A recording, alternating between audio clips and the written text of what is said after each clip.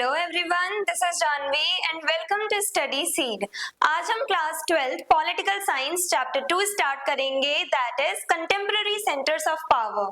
अभी तक हमने देखा था फर्स्ट चैप्टर में कि 20th सेंचुरी में यानी कि 1991 से पहले कोल्ड वॉर के टाइम पीरियड पे वर्ल्ड जो है वो दो सेंटर ऑफ पावर्स में डिवाइडेड था, जिन्हें हम दो पोल्स कहते हैं, यानी वर्ल्ड बाइपोलर वर्ल्ड था, जहां पे दो कंट्रीज ऐसी थी जिनके पास एक्सेसिव अमाउंट में पावर थी।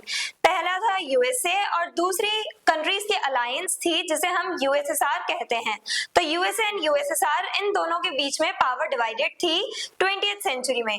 अब कंटेम्पररी सेंटर्स ऑफ पावर की बात कर रहे हैं हम, यानी कि हमने देखा कि 1991 में यूएसएसआर डिसइंटीग्रेट कर गया और उसके डिसइंटीग्रेशन के बाद यूएसए जो है उसने डोमिनेट करना स्टार्ट किया वर्ल्ड पॉलिटिक्स में। यानी कि जब यूएसएसआर का डिसइंटीग्रेशन हुआ उसके बाद जो वर्ल्ड है वो यूनिपोलर वर्ल्ड हो गया, जहां पे सिर्फ यूएसए के पास ही एक्सेसिव पावर है, यूएसए का इन्फ्लुएंस सबसे ज्यादा है। लेकिन अब धीरे धीरे क्या हो रहा है, डिफरेंट कंट्रीज ग्रो करती चली जा रही हैं, डेवलप हो रही हैं। China, India, south Korea, Japan, Russia, ये सारी कंट्रीज हैं जो जिनकी इकोनॉमी बहुत ज्यादा रैपिडली बूस्ट होती जा रही है, और यही सारी कंट्रीज हैं जिनके बारे में हम इस चैप्टर में पढ़ेंगे। क्यों? क्योंकि यूएसए को टक्कर देने वाली यही सारी कंट्रीज हैं जो इन फ्यूचर यूएसए की पोजीशन ले सकती हैं। तो यानी कि अब वर्ल्ड जो है वो मल्टीपोलर वर्ल्ड हो गया है, जहां पे मल्टीपल सेंटर ऑफ पावर्स हैं। उसी के बारे में हम इस पूरे चैप्टर्स में डिस्कस करेंगे, इस पूरे चैप्टर में डिस्कस करेंगे। तो आज के इस वीडियो में हम इंट्रोडक्शन देखेंगे इस चैप्टर का। After 1991, the Cold War ended and the USA became the only superpower.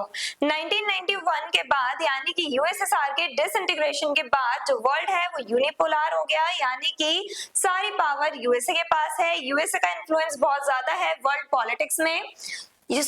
Slowly, other countries and regional organizations became powerful. लेकिन धीरे धीरे क्या हुआ, दूसरी जो कंट्रीज हैं वो भी पावरफुल होती चली गई, उनकी भी इकोनॉमी बूस्ट होती चली गई, अब उनकी भी ग्रोथ हो रही है, उनका भी डेवलपमेंट हो रहा है डिफरेंट कंट्रीज का। और ये सारी कंट्रीज जो है वो मिलके चैलेंज दे रही हैं यूएसए को।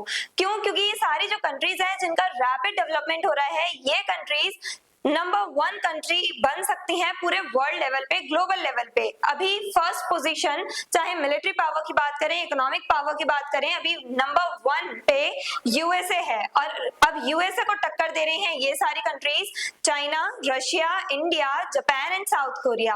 अब ये सारी कंट्रीज जो हैं ये एक तरह से चैलेंज प्रोवाइड कर रही हैं यूएसए को, और हो सकता है इन फ्यूचर यूएसए को रिप्लेस कर दें ये कंट्रीज। तो इसीलिए इन्हें कंटेम्पररी सेंटर्स ऑफ पावर कहा जा रहा है। यूएसए को ये चैलेंज दे रही हैं, इसलिए ये सारी कंट्रीज बहुत ज्यादा इंपॉर्टेंट हैं। इनके बारे में इस चैप्टर में हम डिस्कस करेंगे, और साथ ही साथ कुछ ऑर्गेनाइजेशंस भी हैं जो यूएसए की पोजीशन ले सकती हैं। इनमें हम मेनली यूरोपियन यूनियन हो गया, जो पूरे यूरोप की कंट्रीज का एक ग्रुप है। तो यूरोपियन यूनियन जो है उसके बारे में हम पढ़ेंगे। सार्क, ब्रिक्स, ये डिफरेंट ऑर्गेनाइजेशंस हैं जो इन फ्यूचर यूएसए की पोजीशन ले सकती हैं। यानी ये सारी ऐसी ऑर्गेनाइजेशंस हैं जो बहुत डेवलप करती चली जा रही हैं। हमें पॉलिटिकल कोऑपरेशन देखने को मिल रहा है डिफरेंट कंट्रीज के बीच में। तो वही सब हम इस पूरे चैप्टर में पढ़ेंगे। डिफरेंट रीजनल ऑर्गेनाइजेशंस के बारे में पढ़ेंगे, डिफरेंट कंट्रीज के बारे में पढ़ेंगे जो बहुत रैपिडली ग्रो कर रही हैं। Meaning of power in global politics. अब ग्लोबल पॉलिटिक्स में यानी इंटरनेशनल लेवल पे पावर का मतलब क्या है? Power does not mean only military power, it includes economic power, political influence and military power. अब पावर जो है, सिर्फ पावर का मतलब ये नहीं है कि आपकी आर्मी बहुत ज्यादा आउटस्टैंडिंग आर्मी है या फिर आपके पास बहुत सारे वेपन्स हैं तो आप सबसे ज्यादा पावरफुल हो, ऐसा नहीं है। यानी कि सिर्फ मिलिट्री पावर पे हम फोकस नहीं करते, हम ये भी देखते हैं कि क्या वो कंट्री इकोनॉमिकली वेल ऑफ है कि नहीं, साथ ही साथ अपने आसपास के नेशंस में उसका पॉलिटिकल इन्फ्लुएंस कैसा है, यानी क्या वो डोमिनेट कर रही है वर्ल्ड पॉलिटिक्स में, क्या उसका कहा दूसरी कंट्रीज मान रही हैं कि नहीं मान रही। तो ये सब हम लोग देखते हैं, ये सारे एस्पेक्ट्स को हम कंसीडर करते हैं किसी भी कंट्री को पावरफुल नेशन कहने में। तो यानी कि एक कंट्री तब पावरफुल होगी जब उसकी मिलिट्री भी अच्छी खासी है, आर्मी भी अच्छी खासी है, वेपन्स हैं, साथ ही साथ इकोनॉमिक पावर भी होनी चाहिए वो कंट्री, यानी कि उसकी इकोनॉमी काफी अच्छी खासी होनी चाहिए। अब जैसे हम यूएसए की बात करें तो अभी तक जो यूएसए है वो नंबर 1 पे है। क्यों है? हम यूएसए को एक पावरफुल नेशन क्यों कह रहे हैं? क्योंकि यूएसए की जो मिलिट्री है वो पूरे वर्ल्ड में नंबर 1 पे है। यूएसए के पास काफी सारे वेपन्स हैं, डिफरेंट बॉम्ब्स हैं, न्यूक्लियर बॉम्ब्स, एटम बॉम्ब्स। तो यूएसए जो है ये इसके पास मिलिट्री स्ट्रेंथ है। साथ ही साथ नंबर 1 इकोनॉमी भी है यूएसए की, तो इकोनॉमिक पावर हमें देखने को मिल रही है और साथ ही साथ मिलिट्री पावर भी देखने को मिल रही है। अगर हम अब पॉलिटिकल इन्फ्लुएंस की बात करें तो पॉलिटिकल इन्फ्लुएंस कैसे देखने को मिल रहा है हमें यूएसए का?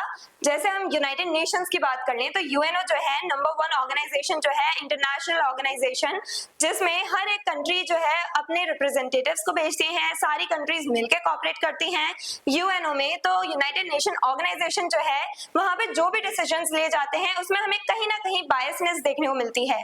जो भी यूएसए कह रहा है उसकी बात को ज्यादा प्रेफरेंस दी जाती है। तो यूएसए जो है वो डोमिनेट कर रहा है, यूएसए की कही बात दूसरी कंट्रीज मानती हैं। तो इस टाइप से यूएसए मिलिट्री पावर भी है, इकोनॉमिक पावर भी है, साथ ही साथ उसका पॉलिटिकल इन्फ्लुएंस भी है पूरे वर्ल्ड पे, और इसी वजह से यूएसए को हम एक पावरफुल नेशन कहते हैं। लेकिन अब ऐसी ही दूसरी भी कंट्रीज आ रही हैं, ग्रो कर रही हैं, उन्हीं के बारे में हम इस चैप्टर में पढ़ेंगे। Multipolar world, many countries share influence. अब मल्टीपोलर वर्ल्ड होता जा रहा है, ये एक तरह से ट्रेंड है। अब जो वर्ल्ड है वो यूनिपोलर से शिफ्ट कर रहा है मल्टीपोलर वर्ल्ड की तरफ। अभी मल्टीपोलर वर्ल्ड क्या है? जहां पे डिफरेंट कंट्रीज जो हैं उनका इन्फ्लुएंस होगा, यानी कि किसी एक के पास पावर नहीं होगी, डिफरेंट कंट्रीज हैं जिनके पास पावर है, डिफरेंट ऑर्गेनाइजेशंस के पास पावर है, यानी सिर्फ यूएसए ही एक सोल सुपर पावर नहीं है। सिर्फ यूएसए जो है इसी के पास सारी पावर नहीं है, डिफरेंट कंट्रीज जो हैं वो यूएसए को चैलेंज दे रही हैं, डिफरेंट कंट्रीज ग्रो कर रही हैं और उनका भी इन्फ्लुएंस बढ़ता जा रहा है वर्ल्ड पॉलिटिक्स में। तो वो सारी जो कंट्रीज हैं अब वो क्योंकि यूएसए को चैलेंज कर रही हैं, वो कंट्रीज भी बहुत पावरफुल हैं, इसी वजह से हम ये कह रहे हैं कि पावर शेयर हो रखी है डिफरेंट कंट्रीज के बीच में। और जब मल्टीपल कंट्रीज हैं, जैसे जब हम कोल्ड वॉर के टाइम पीरियड की बात करें तो कोल्ड वॉर पे क्या था? वर्ल्ड बाइपोलर था, यानी कि जहां पे दो पावर ब्लॉक्स थे, यूएसए एंड यूएसएसआर, इन दोनों के बीच में पावर डिवाइडेड थी। बट फिर यूनिपोलर वर्ल्ड देखने को मिला जहां पे सिर्फ यूएसए के पास सारी पावर है। अब हमें मल्टीपोलर वर्ल्ड देखने को मिल रहा है जहां पे मल्टीपल कंट्रीज के पास पावर है। ये हम भी जानते हैं कि इंडिया की ग्रोथ बहुत तेजी से हो रही है, इंडिया डेवलप कर रहा है, इंडिया भी सुपर पावर बनता चले जा रहा है, इंडिया की ग्रोथ बहुत तेजी से हो रही है, रैपिड ग्रोथ हमें देखने को मिल रही है।